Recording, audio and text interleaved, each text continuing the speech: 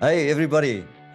Christo, your mining coach. I am super excited today because we're having a fantastic person, and I've known him for a number of years, Pieter Nel, mining entrepreneur, technology-driven professional. And over the years, we've actually become friends. And I am very excited of what we're going to learn from Pieter Nel today. And Pieter, good morning. How are you? Morning, Christo. No, I'm excellent, and thank you for the invite to talk to you. Yeah, I'm excited. We're going to talk about lots of stuff today. And Pieter, maybe just a good start. You've got an amazing story, but just tell us a little bit about Pieter Nel, the mining entrepreneur, technology CEO of a company. Yeah, we'd just like to get to know you a little bit better. Okay, thank you, Christo. I'll do that. I'll try to keep it short. Just something that I want to share. I think that was one of the important things for me in life is don't be afraid who you are. Be honest to yourself, and don't shy away from big dreams. I think that's a very important thing. So for me, Namibia or Southwest, out of Southwest Africa. Finished school in Pretoria, and then decided to join the South African Defence Force for 11 years as a paratrooper. Finished off as a major, a senior officer in the Defence Force, and then from there decided that I need to get involved in business, starting as a business consultant in the mining industry. During those days, they were looking for some military officers to do some business consulting work in the mining industry. The culture is very similar, and the guy that was the owner of the company, a guy from the UK, was recruiting a lot of my friends, and I was one of those lucky people to join them. Start off in Anglo American Gold and Uranium Division, the Free State environment in gold, doing a lot of consulting work there. And then I realized that to be a consultant, you're a lot of times away from home, and I'm a family man. So I decided to just do something else. My father was always a guy with a lot of ideas, very practical guy, always some schemes, and I think I've got it from him, and I decided that I need to start off my own business, starting in the restaurant business, and just a short while thereafter, a friend of myself decided that we need to move back into the business consulting side for mining. And from there all the way into MineRP, where I am now. And during that journey, there was a number of other businesses that we were also doing. So I was never a mining guy, but I from 92 in the mining industry, doing consulting work in that. It's the industry that I like. I've got also the passion for this industry, and as a business guy, we were always looking for ways that we can support the mining industry. And for the last more than 30 years, that's what I was doing, supporting through technology, the mining industry. That's briefly me. What I can say, I'm married for 38 years, two children, a son, 35, daughter, 32, and I'm also now a grandpa. So well, congratulations with that. Yeah. Yeah, Pieter, you're a very humble guy, and you just say it by, in like, okay, in the conversation mentioning a few things, but there's amazing things that you've been part of, but you're also a guy of principles. And I remember when we had our prep session and we discussed who you are and, sort of your history. And also just for our listeners and those people watching on YouTube, Pieter is also, I've asked him to be my mentor. So he's also a mentor to me for a while now. And I'm learning a lot from him. So that's why I thought it's good for you to also meet one of my mentors. And yeah, he's just an amazing person. But Pieter, from that perspective, you're also a person of principle. and there was a reason why you left sort of the call it the army life, and that was a key driver for you when you actually left that call it very senior position and a very good career. Yeah, what I can say, talk about Without, principles. yeah, without talking politics or anything, but you are a person of principles, married for 38 years. That takes hard work, and that's a person of value. Yeah, so if I can just talk about principles, as a 16-year-old, I decided that I'm going to be, I gave my heart to God. And as in grade 11, from there on, it was part of the passion of my life, working Okay. and doing all the things that's important for me around that. I think that on a personal level, that's for me something that you need to do in this space. And for the last 44 years, that's the guidance for me and what we're doing in life. Second thing that's for me quite important during this, and as part of us, a child of God, is I think your family life. It's all about family. That's the people close to you. And I'm married for 38 years with Corina, and I hope there's going to be another 38 years with her. I know the years is against me to achieve that. And then thirdly is, I think if you talk about these things in life and what you want to achieve in this space, for a person to be doing things on earth, and to be a Christian, I think my purpose is to produce godly offsprings, and that's part of your children that you need to protect and make sure that they are guided in the right way. And I can say both my two are well established in that area, and they're a good example, even for me, how to do that. So if you talk about principles, all the principles is built on that. But I think the more important thing here for us today, Christo, is how the principles, how you use that in normal business environment. And for me, that was the things that was always keeping me honest. Making sure I do the right things, doing business in the ethic ways. It's so easy that you start focusing on things on the side, and as soon as you start doing those type of things, that's not that important according to your principles, then you're just getting on the wrong in the wrong way, doing the wrong things on that side. So for me, if I can say, and I know you asked me also that I must share what's my biggest achievement in life. And Thanks for that. if I can link it to the principles, the question that you asked me on this is to take a business over a 14-year period and grow it 35 times. For me, and it was a business, it wasn't that small when we start off with that. And it was all in the mining side using technology to do that. But it wasn't possible if it wasn't for that guidance that I've got and the principles that I was, that drive me in this direction. So that's just about the principles. Yeah, as I said to our listeners, you're a very humble person. You've taken this company, you've been the CEO for such a long time. You've built it to where it is today, an international company starting in Pretoria in South Africa.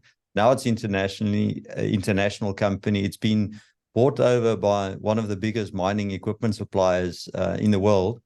And there must be a sense of achievement and, feeling proud. And I know you're very team orientated. That's the biggest success so far, but there must have also been failures along the way and things that didn't go so well. Would you like to share some of those? Yeah, just you mentioned the team side. If you think you can conquer the world on your own, it's not going to work. There's There's a good African saying, if you want to go fast, go alone.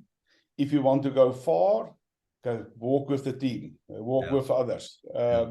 In this environment, you cannot do it on your own. So a team is very, very important. And in my space, I had an excellent team working with me on this. People that believe in the new direction, because we changed the business in a totally different direction that wasn't the norm, especially for the type of technology companies that's operating in this space. And to do that, you need to have people that believe in that, and the people that have got the same passion than what you've got. And I was lucky to have that. What I can say on failures, and I was thinking about it because you asked me about the failures. And I know it's going to sound unbelievable. You could say it's not possible, but it wasn't real failures for us on this journey. By saying that, you had a lot of problems and challenges and obstacles that you need to overcome. Sometimes some of these problems you solve in the right way. You think it's the best way. And then it's not exactly the way, you're not getting the results that you think it is. So you can see those things as failures, but it's also for me part of building character, building experience, going forward on that side, and just making a new plan. Try to solve it in a different way. But if you stick and focus on the long term, what you want to achieve, then these things, it's not really failures. It's just a barrier that you need to overcome, or obstacle that you need to bypass, or in a new way, of a new route to get to that area. But always keep your focus on the end, the things that you would like to achieve on that side. If I talk about failures, in hindsight, thinking back, we were a company developing applications, standalone applications, for the science of mining environment. It was an area that's, there's a lot of players. There was at the stage about 155 different companies in the world doing this. And something that's very interesting, and that was analysis done by one of the big 5 companies, consulting companies. The science of mining revenue of the market size and the revenue that's generated in that space is about $700 million a year. It's not a big portion of the revenue, but it's a very critical part of the mining industry. We decided that we're going to develop a platform that will help us integrating all these things together in one area. And it was a stage where we also still carry on with the app side, the standalone applications. But because of that focus that you need to keep in mind to make sure that you achieve what you want to achieve on the long term, there was a stage that in 2015 that we decided that we're going to stop doing standalone apps. And just focus on the platform. And I still think it was a good decision, because we develop a platform that can help you in that space.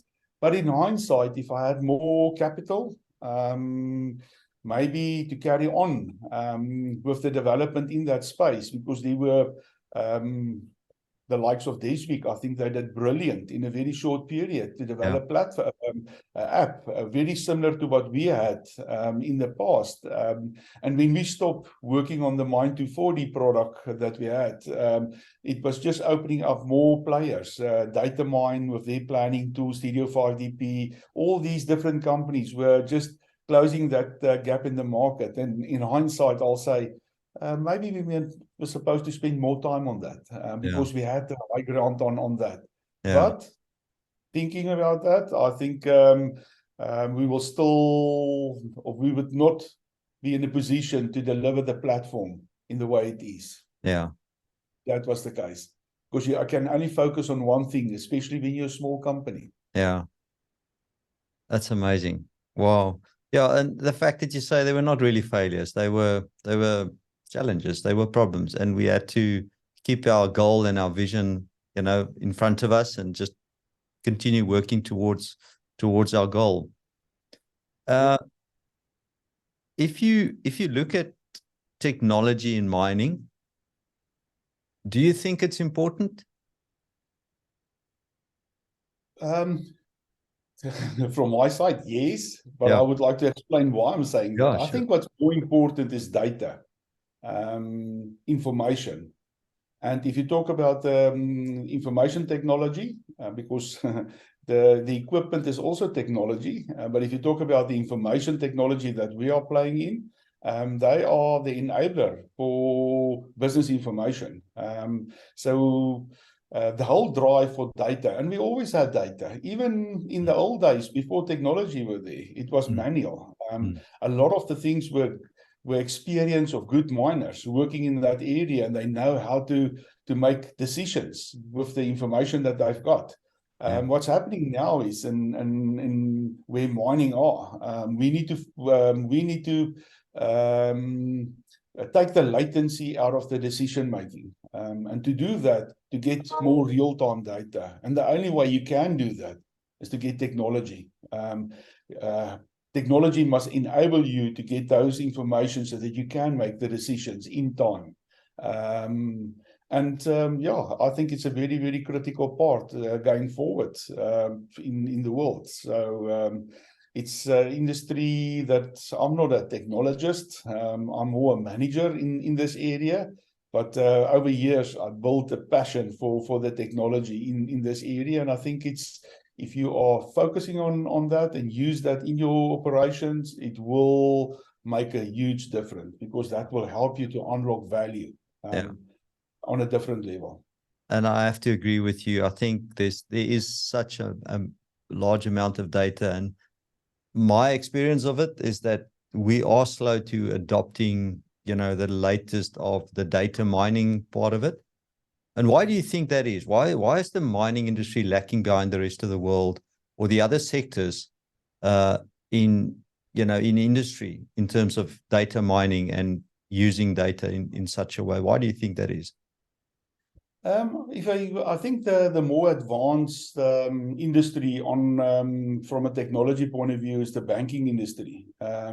It's just the business model that they've got. They were always, from day one, very, very dependent on these type of things. In mining, equipment, heavy equipment it's critical for them. So the advance and the innovation that happened with technology on that space, they're not that far behind. I think they're leaders in that area.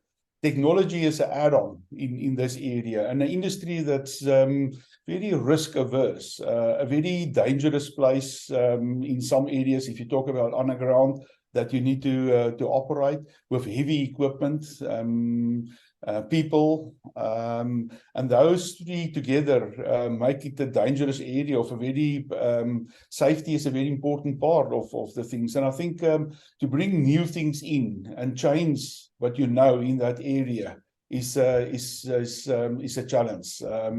And I think that's over time, people seeing now what's the value, and they will change when it's tested and proven in this space. But I also can say about 7 years, maybe 10 years ago, when we talk about the IoT, the Internet of Things, the fourth industrial revolution, when this was driven technology and the way that we handle that, there was a lot of big mining companies that invested a lot of money with no real return on those things. So trust in technology wasn't there. And this is also an industry that's fear of missing out, FOMO. They will first see what the big guys are doing, and then they would follow that if it's tested and proven. And I think it's a time thing. Over the next 5 years, if you just take the last 2, 3, 4 years in this space, there's good movement on that side. And I think to 2030, especially when you start talking about the ESG and all those type of things, technology will be a very important player in the mining going forward. Okay. So, and I think that will change that. And a younger Pieter, a younger Christo listening to this podcast, they're listening because they want to learn. They want to progress their careers. They are listening to this podcast because, you know, they are go-getters. They want to do as best as they possibly can in their careers, and they're considering to maybe make a career change into the technology space in mining. Maybe they mechanical engineer or just an operator that loves data and they want to do data science. Is there a career for people in mining in the technology space? What's your thoughts on that? I think that's from an outsider, but Yeah. A mining person that's got a passion understands the value of technology and create that passion for that will be the miner of the future. Okay. I had good experience. You talk about mining guys, mentors, Jim Porter from the old Anglo-American days. He was my mentor for a long time. And then at the very late stage, I met Rick House, the CEO of Dundee Precious Metals, while during that period, their mine in Bulgaria was the lowest cost underground mine in the world. And it was an old mine. Yeah. And if you ask Rick, he said that, yeah, mining, you've got very, very good mining guys, understand this area. But the edge that he created for himself was to embedded technology in his thinking and take that forward. And I think just by doing that, you will make yourself a very special person if you've got both areas. Especially over the next 10 years, because the world is changing and technology is, I want to say it's the only thing, but it's a very important part of this changing world that we're in, and it's the same for the mining side. The other thing that I want to say about technology, if you just focus on in the past and why there was a lot of failures in that space, don't go for technology because people say you need to go for technology. You need to know what's the reason why you wanted the technology in. Okay. If there's no business value that you can unlock with these type of things, and you as a young guy going in there, if you can't see the value that for your career in that area, then you're never going to be successful. But find the value. Try to find the value. See how technology can change that for you. If you do that and start learn yourself in that area, you will be a much better prepared person for what the future will throw to you, to handle those type of things, those problems and obstacles in life. I think technology can help you then with that, but you need to know what's the value that you will unlock, why you do it. I think the why, we talk about all the W's, what you're doing, where you're doing it, and all those kind of things. The most important one, the motivator for this is the why side. Okay. If you know why you do it, then it helps you with what's your long-term plan on that. Okay, well, there's some insight to you listeners. That's amazing. And Pieter, looking at this for a person that's looking now to say, okay, well, I do want to jump in. I've figured out the why. I see the value of what this can do. What's your view on education? Because so much is available freely today in the development of applications. You don't have to go formally anymore to university and get taught a course on this and a course on that. And what's your experience with, do you really need to, have the super duper MIT qualification to actually, get going on this new career change or, educating yourself? I think it's important. Knowledge is important. And the way that, the best way for you to gain that knowledge, you must go for that. The easiest way is to go on courses and make sure that you get the information. But if you're a self-starter and a self-driven guy, you are right. It's so easy to get that. I'm a good example. I've got only matric. So I never finish off with what I was doing. The passion for doing the work was always for me more important. And it was also putting me under a lot of pressure. Yeah. Because competing with people that's got all the qualifications, I need to be better in some areas, in that area. So I need to make sure that I'm very practical and understand how to use these things in business. And that's my life. And I know when I was competing for the CEO position for MineRP, I had matric. The one guy had his master degree in geology, and the other guy, MBA, was a CIO for a very, very big mining company. And then me with my matric. And I was the successful candidate because I understand the business that we were operating in, learned myself about those things, and we were supposed to do presentations on those things. And when you are prepared for what you want to do, doesn't matter how you need to prepare yourself. Make sure that you're on top of that. Then you can move forward in this area. So bring it back to your question. I think the easiest start, read, go for a course, do the things that's needed in this area to get that basic thing, but never stop. A lot of people, as soon as you've got a qualification, then you think you arrived. You never know. It's an ongoing process in life to learn. And things are changing so quickly that you cannot just stay at one place. You need to move forward on this thing. And I don't think there's one answer. I think it's qualification is a very important part. I'm saying that it's because it's giving you that start in life. Then carry on. There's a lot of ways that you can do it now with easy ways to gain knowledge in this space.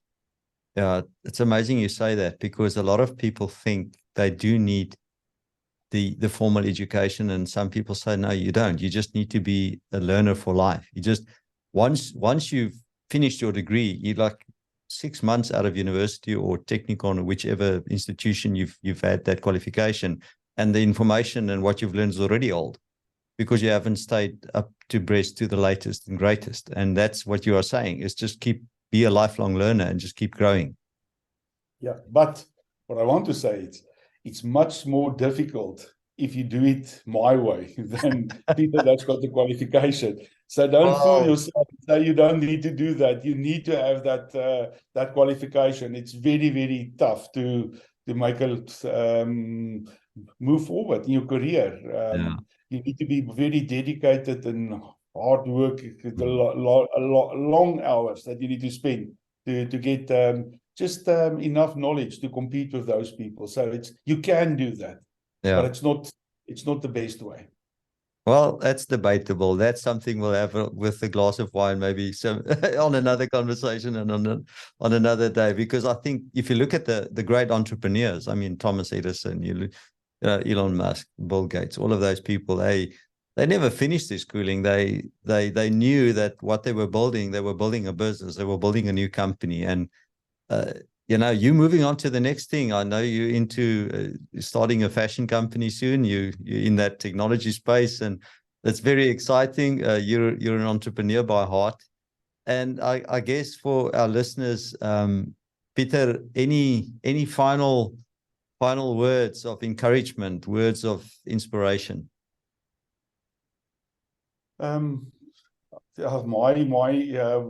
When I start off with this interview, I mentioned that be honest to yourself.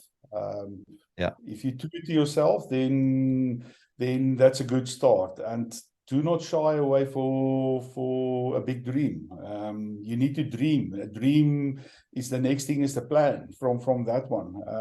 And when you start going into business, make sure you know what's your competitive edge. What's the difference that you will bring to your clients? And the easiest way to do that is a simple thing. I want to say that's almost business 101. Normally, you need to know the market that you are playing in. You need to understand, for you to start off a business, you need to know what's the gap in that market that you would like to fill. But the more important one is, it's so easy because the gap can be sometimes so big. you need to know what's your market within that gap, because that's the competitive edge that you will create, and that you will make sure that you will always be in a position to serve the clients and the need of the client in that area. And then business is all about keep your liabilities as low as possible in business. Part of that's the cost structure in the business. If you do that, sometimes people are just too eager to drive this thing on a different level because of the status that you're getting. And it's making it very complicated to take it through on that side. So keep your liabilities as low as possible. Take risk out of the business, but know what you're going to do in business. That's my advice to people. And it's very nice to be in this very dynamic environment and always trying to do something new. It's very, very satisfying to be in that position. So yeah, all the best. That's why he's one of my mentors, and he's coaching me, because I've got a couple of entrepreneurial things going on at the moment, and Pieter is helping and guiding me through that. Pieter, thank you very, very much for today. It's been really an awesome conversation. I hope to have you back once this new venture is going, and maybe that's not in mining, that's just in life of the new things that you will share with us. And thank you so much. I hope you have an awesome rest of your day, and thank you for making the time to talk to us. Thank you very much, Christo. Thank you. It's an honor to be one of your first guests on this new venture of yours. Thank you so much. Thank you. Wow, everybody, that was fantastic. I really, really enjoyed talking to Pieter today. I would like to just recap today 5 things that I've learned from Pieter, and I keep on learning, as I said. Number 1, anybody can do this with the dream, and that you believe in your dream and the drive and the passion and the plan, and just going through the obstacles and the challenges. Anybody can do it. Number 2, keep developing and learning. Never stop developing and learning. Number 3, understand your market and which niche in the market you will be fulfilling. Number 4, understand what value add your company will bring into the business. And number 5, keep your liabilities and your costs low. That was it for today, an entrepreneurial business building day. So if you are in that space, if you are looking at developing yourself, maybe starting your own business in the mining industry, or moving into that space, moving into the technology space, that was a fantastic conversation. Be sure to follow us, and you can get access to us on www.theminingcoach.com. There you will find the resources. You'll be able to connect to us and the resources that you need. You can also reach out to me through email or LinkedIn, and we have offered quite a bit of services there. Thank you for listening. Thank you for watching. We really appreciate that, and have an awesome rest of your day. Cheers.